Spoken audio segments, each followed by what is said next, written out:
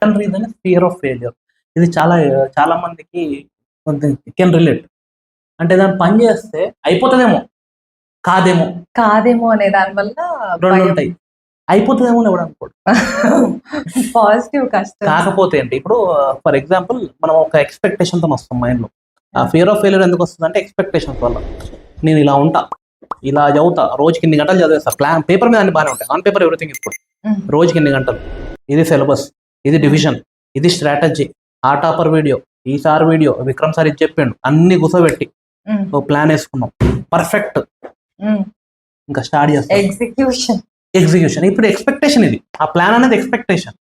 Life లో ఇంతకుముందు ఎప్పుడైనా ఇట్లా బిహేవ్ చేసినావా? ఇంత పర్ఫెక్ట్ ఏ పని చేసినావా, ఇంత డీటెయిల్ ఏదైనా పని చేసినామా? చేయలేదు. కానీ ఒక ఏ లెవెల్లో మనల్ని మనం ఎక్స్పెక్ట్ చేస్తాం అంటే దీన్ని కూడా చేయకుండా పనికిరాం, చేసేద్దాం ఏదన్నా అని చెప్పి ఓవర్ మోటివేషన్ లో ప్లాన్ వేస్తాం. ఎక్స్పెక్టేషన్ స్టార్ట్ అవుతాయి. ఇవన్నీ అయిపోతే ఇక ఏఎస్ అయిపోతాం, ఇంటికి వెళ్ళిపోతాం, మొత్తం ఇట్లా ఏడ్స్ వేసుకుంటారు, అందరూ వెళ్తుంటే దండలు వేసేస్తారు, ఎత్తుకుంటారు, డబ్బులు కొడతారు. ఇవన్నీ ఆలోచనలు, ఎక్స్పెక్టేషన్స్ ఫ్రమ్ యువర్ సెల్ఫ్. రేపు పొద్దున బుక్ ఓపెన్ చేసినాక సిలబస్ కనబడ్డప్పుడు చాలా ఎక్కువ అనిపిస్తుంది, చూస్తూ ఉంటాం, పని చేస్తూ ఉంటాం. చిన్నగా స్టార్ట్ అయింది ఎక్కడ ఫైర్, చిన్న ట్రిగర్.